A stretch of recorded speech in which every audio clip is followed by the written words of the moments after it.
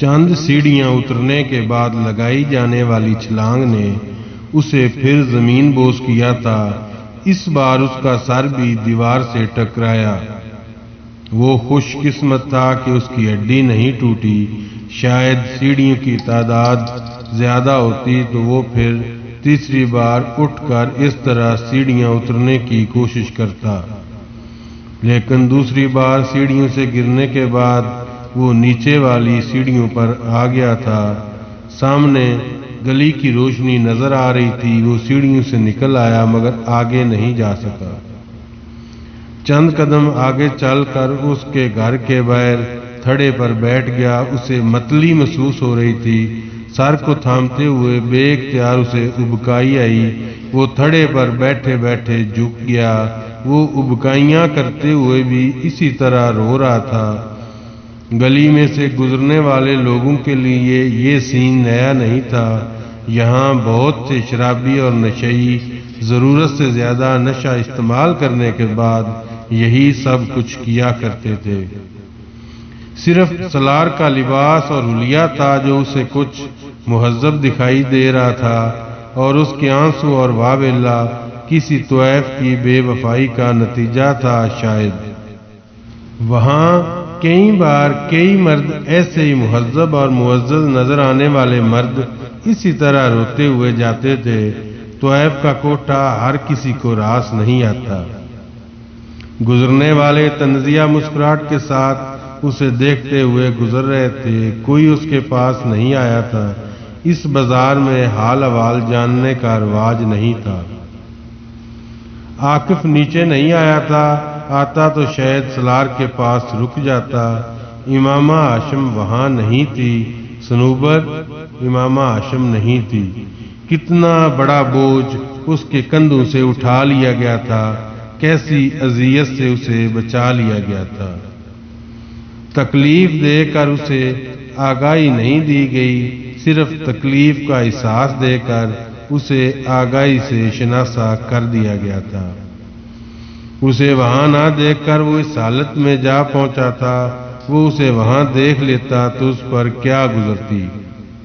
اسے اللہ سے خوف آ رہا تھا، بے پناہ خوف۔ وہ کس قدر طاقتور تھا، کیا نہیں کر سکتا تھا۔ وہ کس قدر مہربان تھا، کیا نہیں کرتا تھا۔ انسان کو انسان رکھنا اسے آتا تھا، کبھی غضب سے، کبھی احسان سے۔ وہ اسے اس کے دائرے میں ہی رکھتا تھا۔ اسے کبھی اپنی زندگی کے اس سیاہ باب پر اتنا پچھتاوا، اتنی نفرت نہیں ہوئی جتنی اس وقت ہو رہی تھی۔ کیوں آتا تھا میں یہاں پر؟ کیوں خریدتا تھا میں ان عورتوں کو؟ کیوں گناہ کا احساس میرے اندر نہیں جاگتا تھا؟ وہ چبوترے پر بیٹھا دونوں ہاتھوں سے سر پکڑے بلک رہا تھا۔ اور اب جب میں یہ سب کچھ چھوڑ چکا ہوں تو اب کیوں یہ تکلیف، یہ چبھن ہو رہی ہے مجھے؟ میں جانتا ہوں مجھے اپنے ہر عمل کے لیے جواب دہ ہونا ہے، مگر یہ حساب یہاں اس طرح نہ لے۔ جس عورت سے میں محبت کرتا ہوں اسے کبھی اس بازار میں نہ پھینک۔ وہ روتے روتے رکا۔ کون سا انکشاف کہاں ہو رہا تھا؟ محبت؟ وہ گلی سے گزرتے لوگوں کو دیکھتے بے یقینی سے بڑبڑایا، کیا میں اس سے محبت کرتا ہوں؟ کوئی لہر اس کے سر سے پاؤں تک گزری تھی۔ کیا یہ تکلیف صرف اس لیے ہو رہی ہے مجھے کہ میں اس کے چہرے پر سائے لہرائے تھے؟ کیا وہ میرا پچھتاوا نہیں ہے، کچھ اور ہے؟ اسے لگا وہ وہاں سے کبھی اٹھ نہیں پائے گا۔ تو یہ پچھتاوا نہیں، محبت ہے جس کے پیچھے میں بھاگتا پھر رہا ہوں۔ اسے اپنا جسم ریت کا بنا ہوا لگا۔ امامہ پھانس نہیں، رو گئے۔ آنسو اب بھی اس کے گالوں پر بہہ رہے تھے۔ اور اس بازار میں اس عورت کی تلاش میں اٹھتے میرے قدموں میں لرزش اس لیے تھی کیونکہ میں نے اسے اپنے دل کے بہت اندر کہیں بہت اونچی جگہ پر رکھا تھا۔ جہاں خود میں بھی اس کو محسوس نہیں کر پا رہا تھا۔ Check meat. +150 IQ لیول کا وہ مرد منہ کے بل زمین پر گرایا گیا تھا۔ وہ ایک بار پھر پھوٹ پھوٹ کر رونے لگا۔ کون سا زخم تھا جو وہاں بیٹھا ہرا ہو رہا تھا؟ کون سی تکلیف تھی جو سانس لینے نہیں دے رہی تھی؟ آئینے نے اسے کہاں برنا کیا تھا؟ اسے کیا دیا تھا، کیا لیا تھا؟ وہ اٹھ کر وہاں سے چلنے لگا، اسی طرح بلک بلک کر روتے ہوئے۔ اسے خود پر قابو نہیں تھا، اسے پاس سے گزرنے والوں کی نظروں کی بھی پرواہ نہیں تھی۔ اسے اپنے وجود سے کبھی زندگی میں اتنی نفرت محسوس نہیں ہوئی تھی جتنی اس وقت ہو رہی تھی۔ وہ ریڈ لائٹ ایریا اس کی زندگی کا سب یہ سیاہ باب تھا، ایسا سیاہ باب جسے وہ کھرچ کر اپنی زندگی سے علیحدہ نہیں کر پایا تھا۔ وہ ایک بار پھر اس کی زندگی میں آ کر کھڑا ہو گیا تھا۔ کئی سال پہلے وہاں گزاری گئی راتیں اب بلاؤں کی طرح اسے گھیرے ہوئے تھیں اور وہ ان سے فرار حاصل نہیں کر پا رہا تھا، اور اب جس خوف نے اسے اپنے اثار میں لے لیا تھا وہ تو اگر امامہ اس بازار میں آ گئی ہوتی تو صنوبر امامہ ہاشم نہیں تھی مگر کوئی اور۔ اس کے سر میں درد کی ایک لہر اٹھی۔ میگرین اب شدت اختیار کرتا جا رہا تھا، اس کا ذہن معوف ہو رہا تھا، وہ راستے کو بھی ٹھیک سے نہیں دیکھ پا رہا تھا، اب اس کا سر درد سے پھٹ رہا تھا۔ پھر وہ کہیں بیٹھ گیا۔ گاڑیوں کے ہارن اور لائٹس نے اس کے درد کو اور بڑھایا تھا۔ پھر اس کا ذہن کسی طریقے میں اترتا گیا تھا۔ کسی نے ہلکا سا کہکا لگایا، پھر کچھ کہا۔ ایک دوسری آواز نے جواباً کچھ کہا۔ سالار سکندر کے آواز آہستہ آہستہ کام کرنے لگے تھے، مزمل، تھکن زدہ، مگر آوازوں کی شناخت کرتا ہوا ذہن۔ بہت آہستہ آہستہ اس نے آنکھیں کھولیں۔ اسے حیرانی نہیں ہوئی، اسے یہاں ہونا چاہیے تھا۔ وہ ہاسپٹل یا کسی کلینک کے کمرے میں ایک بیڈ پر تھا، بے حد نرم اور آرام دہ بیڈ۔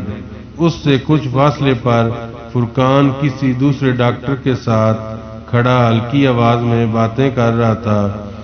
سالار نے ایک گہرا سانس لیا۔ فرقان اور دوسرے ڈاکٹر نے گردن موڑ کر باتیں کرتے ہوئے اسے دیکھا، پھر وہ دونوں اس کی طرف چلے آئے۔ سالار نے ایک بار پھر آنکھیں بند کر لی۔ آنکھیں کھلا رکھنا اسے مشکل لگ رہا تھا۔ فرقان نے پاس آ کر نرمی سے اس کے سینے کو تھپ تھپایا۔ کیسے ہو اب سالار؟ سالار نے آنکھیں کھول دیں۔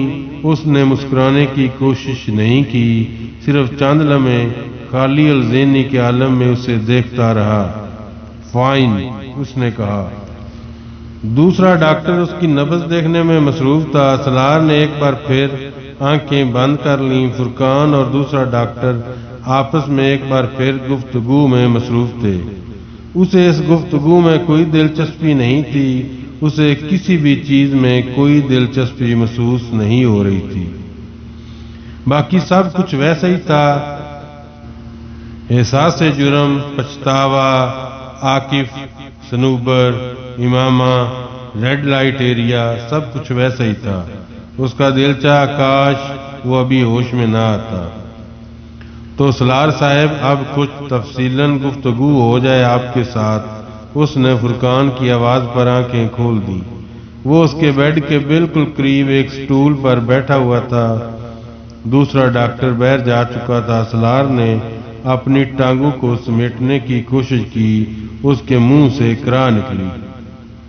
اس کے ٹخنے اور گھٹنوں میں شدید درد ہو رہا تھا، اس کی ٹانگوں پر کمبل تھا۔ وہ انہیں دیکھ نہیں سکتا تھا مگر اس کو اندازہ تھا کہ اس کے ٹخنے اور گھٹنے پر کچھ لپٹا ہوا تھا۔ وہ اپنے کپڑوں میں بھی نہیں تھا بلکہ مریضوں کے لیے مخصوص لباس میں تھا۔ کیا ہوا؟ سالار نے بے اختیار کرا کر ٹانگ سیدھی کرتے ہوئے کہا۔ سپرینڈ اینکل، دونوں گھٹنوں اور کالف پر کچھ خراشیں، اور سوجن، مگر خوش قسمتی سے کوئی فریکچر نہیں۔ بازو اور کونوں پر بھی کچھ بروسس، خوش قسمتی سے پھر کوئی فریکچر نہیں۔ سر کے بائیں پچھلے حصے میں چھوٹا سا کٹ، تھوڑی سی بلیڈنگ، مگر سی ٹی اسکین کے مطابق کوئی سیریس انجری نہیں۔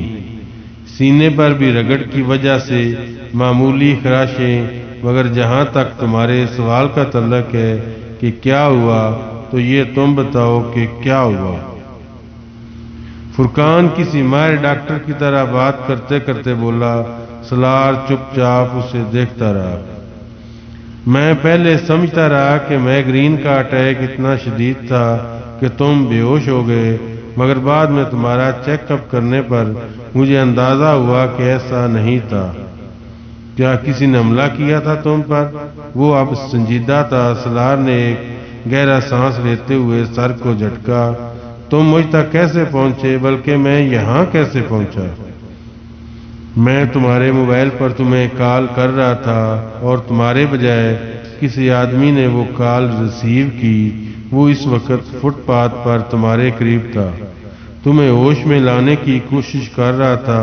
اس نے مجھے تمہاری حالت کے بارے میں بتایا۔ اچھا آدمی تھا۔ میں نے اس سے کہا کہ وہ تمہیں کسی ٹیکسی میں کسی قریبی ہاسپٹل لے جائے۔ وہ لے گیا، پھر میں وہاں پہنچ گیا اور تمہیں یہاں لے آیا۔ ابھی کیا وقت ہے؟ صبح کے 6 بج رہے ہیں۔ سمیر نے تمہیں رات کو پین کلرز دیے تھے، اس لیے تم ابھی تک سو رہے تھے۔ فرقان کو بات کرتے کرتے احساس ہوا کہ وہ دلچسپی نہیں لے رہا۔ اس کی نظروں میں ایک عجیب سی سرد موری فرقان کو محسوس ہوئی تھی، یوں جیسے فرقان اسے کسی تیسرے شخص کی حالت کے بارے میں بتا رہا تھا۔ تم مجھے دوبارہ، سالار نے اسے خاموش ہوتے ہوئے دیکھ کر کہنا شروع کیا، پھر قدرے الجھن آمیز انداز میں رکا، آنکھیں بند کیں جیسے ذہن پر زور دے رہا ہو۔ ہائیں، کوئی ٹرینکولائزر دے دو، میں بہت لمبی نیند سونا چاہتا ہوں۔ سو جانا، مگر یہ تو بتاؤ ہوا کیا تھا؟ کچھ نہیں، سالار نے بیزاری سے کہا، مائیگرین کا درد اور میں فٹ پاتھ پر گر پڑا، گرنے سے چوٹیں لگ گئیں۔ فرقان نے اسے غور سے دیکھا۔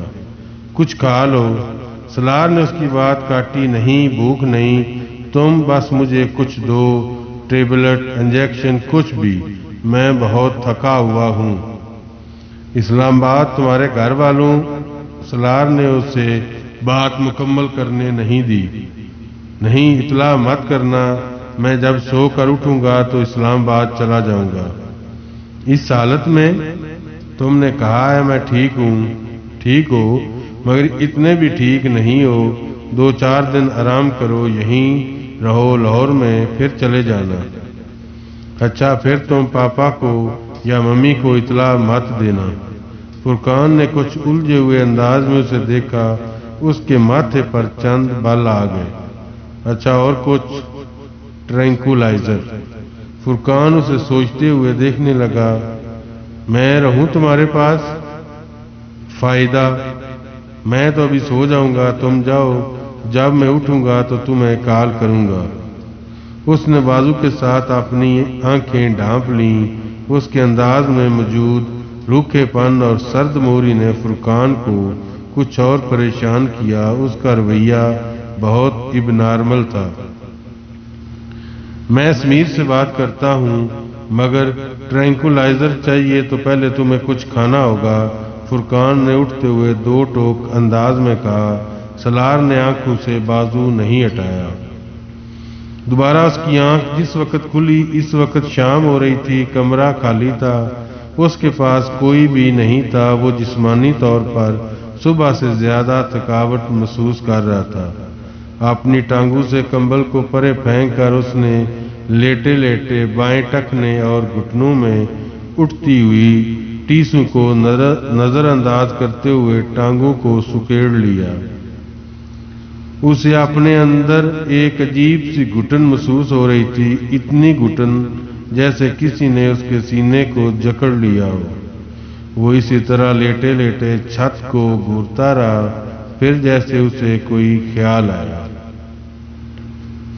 وہ ہوٹل آ کر اپنا سامان پیک کر رہا تھا جب فرقان نے دروازے پر دستک دی۔ سالار نے دروازہ کھول دیا۔ فرقان کو دیکھ کر وہ حیران ہوا، اسے اندازہ نہیں تھا کہ وہ اتنی جلدی اس کے پیچھے آ جائے گا۔